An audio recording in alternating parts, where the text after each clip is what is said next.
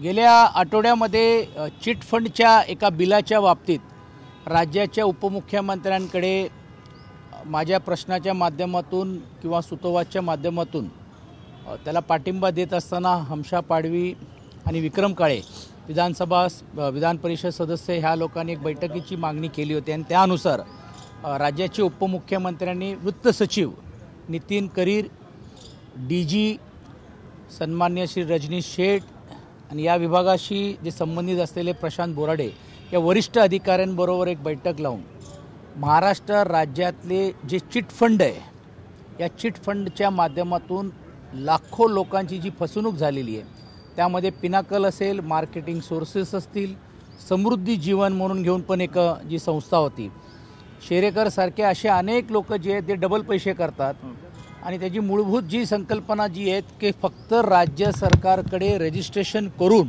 अमृत नोनी ortho plus ये एक प्रूवन फॉर्मूला है। इसमें मौजूद नोनी फल के गुण और आयुर्वेदिक जड़ी बूटियां शरीर को जरूरी पोषक तत्व देने के साथ साथ हड्डियों और जोड़ों के घिसने, उनमें होने वाले सूजन और दर्द को रोकने में मदद करता है। दर्द मुक्त जीवन के लिए अमृत नोनी आर्थो प्लस। हे चिटफंड बेकायदेशीर रीतीने लोकांना हमीश दाखवण्याचं काम करतायत।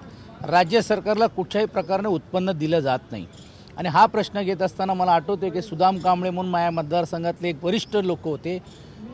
2004 सालापासून ते भांडतायत। 2015 साली राज्याचे त्यावेळचे मुख्यमंत्री अशोक चव्हाणांनी निर्णय दिल्यानंतर त्या व्यक्तीला अटक झाली पण अद्यापही त्यांचे पैसे मिळाले नाही आणि म्हणून मी मागणी केली होती की ही सर्व जी मालमत्ता जप्त झाल्यानंतर ह्याची विल्हेवाट लावल्या नसल्यामुळे लाखो लोक म्हणजे फक्त आता पिनाकलचं बघितलं तर 27 लाख लोकांना अजून पैसे मिळाले नाही आहे।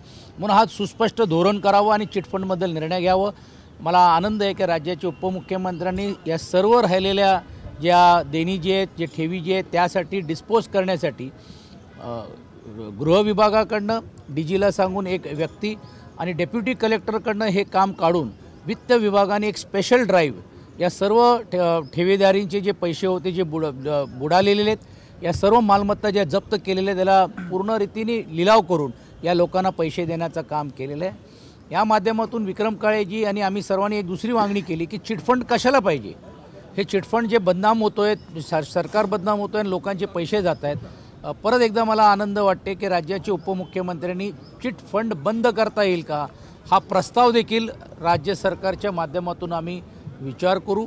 अप्रत्यक्ष त्यांनी चिट फंड बंद करू ही भूमिका घेतली कारण राज्य सरकारला कुठल्याही प्रकारे उत्पन्न होत नाही। दुसरी, राज्य सरकारकडनं जाहिराती द्यावी की अशा चिट फंड हे जे केले जात आहेत ह्याची फसवणूक होते त्यापासून लोकांनी लांब राहावं, तो देखील एक सुतोवाच त्या बैठकीमध्ये करण्यात आलेला आहे।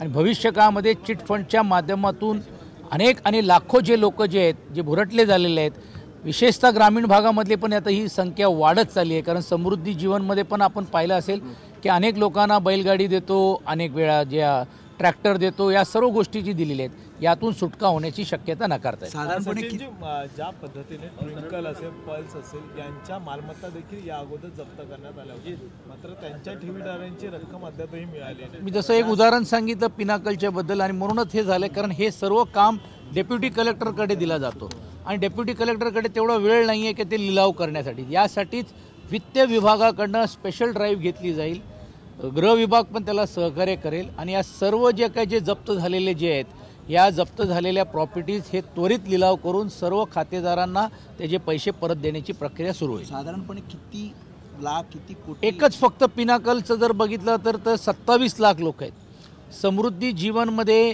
किमान नाहीतरी देखील 25-30 लाख आहे, तर ह्याचा आकडा हा कोटीच्या घरामध्ये जाऊ शकतो।